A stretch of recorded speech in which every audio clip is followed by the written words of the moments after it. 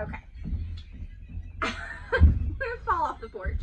Yeah, there's totally like the outtakes. I'm just gonna leave the outtakes in this. This is the first one that I've made like this. Obviously, you'll notice the change in the tire. I was wearing like a tank top. It was 75-degree weather yesterday, super warm. Welcome to Tennessee. That's what happens here. It is now like in the 50s and cool and just misty and blustery, which is what our springs normally are like anyway, so I can't really complain.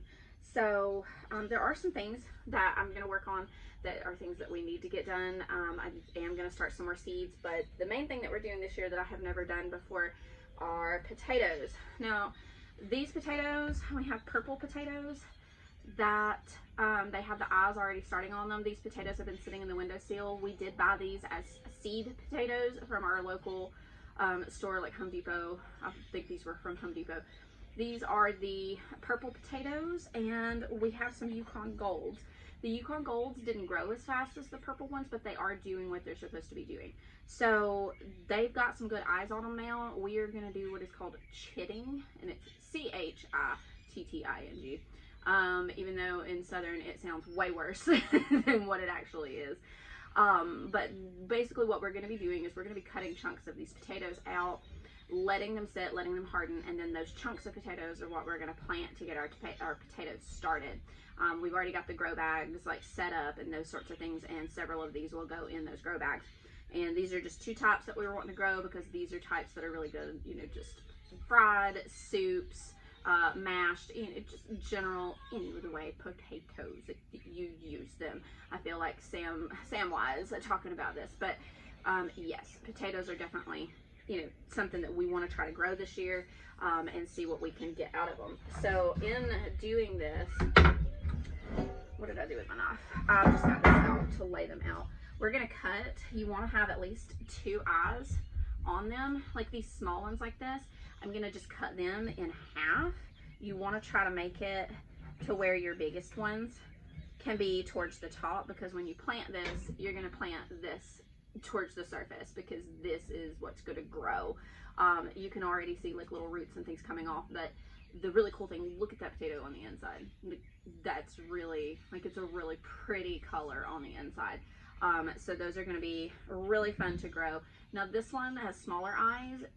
It's not as established, but that doesn't mean that it won't grow. It just may be a little slower, and it may need some encouragement, and that's okay. We're going to put it in the dirt, and if it grows, it grows. We're going to give it a chance.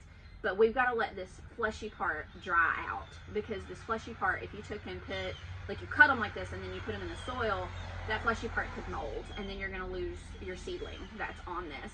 And so you don't want to do that. You want to let the moisture kind of get out of this and let it dry out some before you plant them. These potatoes, I'm just gonna lay them down like this. I'm gonna go through and be cutting some of these others. You just want to eyeball your potatoes and kind of see like where you want to cut them off. Some people plant the whole potatoes, like this one, this teeny tiny one. I'm just gonna plant that whole potato. I am not gonna cut that one. These Yukon Golds are really good. See, that one's got 2 good eyes, but it's tiny. They're really good for soups and things. And so these little ones, I'm not doing anything to them. This one, I want to cut, but there's no good eyes on the other side. All the eyes appear to be on this one side. So we're just gonna leave it alone and just kind of let it do its thing. All these teeny tiny ones, because we may harvest some of these smaller anyway and let them put on just as like soup potatoes. And this one, it's got 1 other good eye, but I don't really see many of the others, so I'm going to leave that one alone as well, because it's got a really good growth there, but no other really established spots. This one is the same, not going to do much with it. And this one has got several good eyes here, and then 2 eyes here. Now this is what one of our problems is going to be, because this is an eye on the bottom and on the top, or on the bottom and then the top, depending on how you cut it.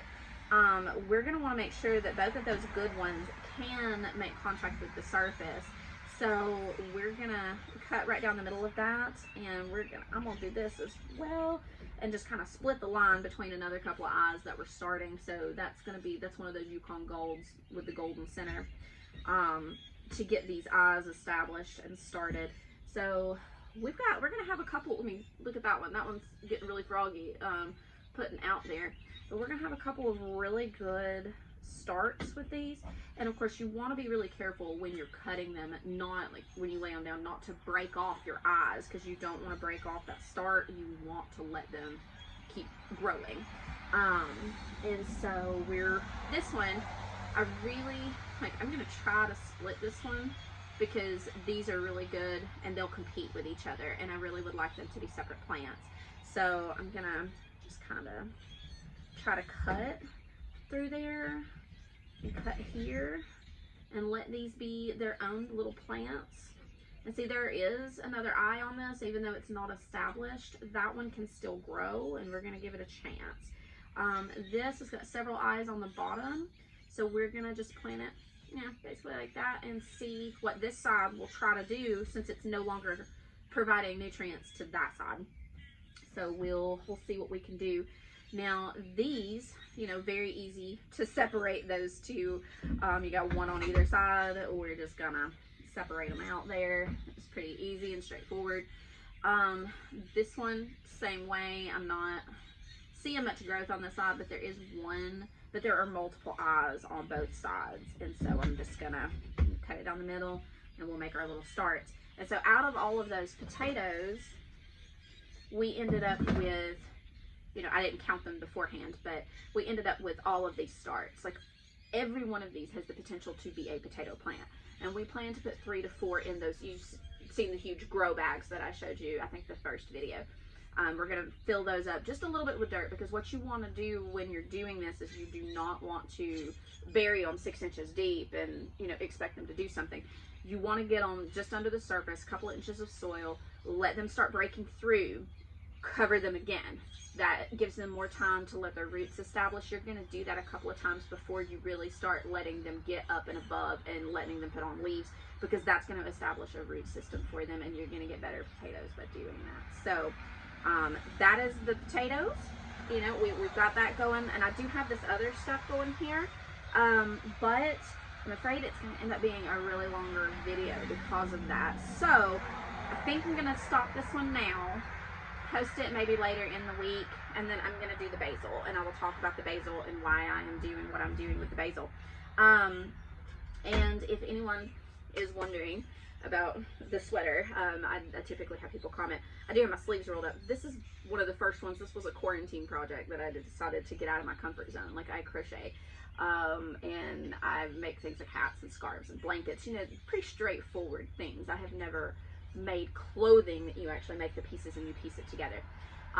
This one was the very first one that I tried to make. I believe the pattern was premiered through Crochet Crowd, and they did videos on that. They're on YouTube. You can look them up. But I think it's called the Fireside Sweater. It's pretty stinking comfortable. I made it too big for me because I was afraid of making it too small. It's got an adorable little hood on it. It is super comfortable.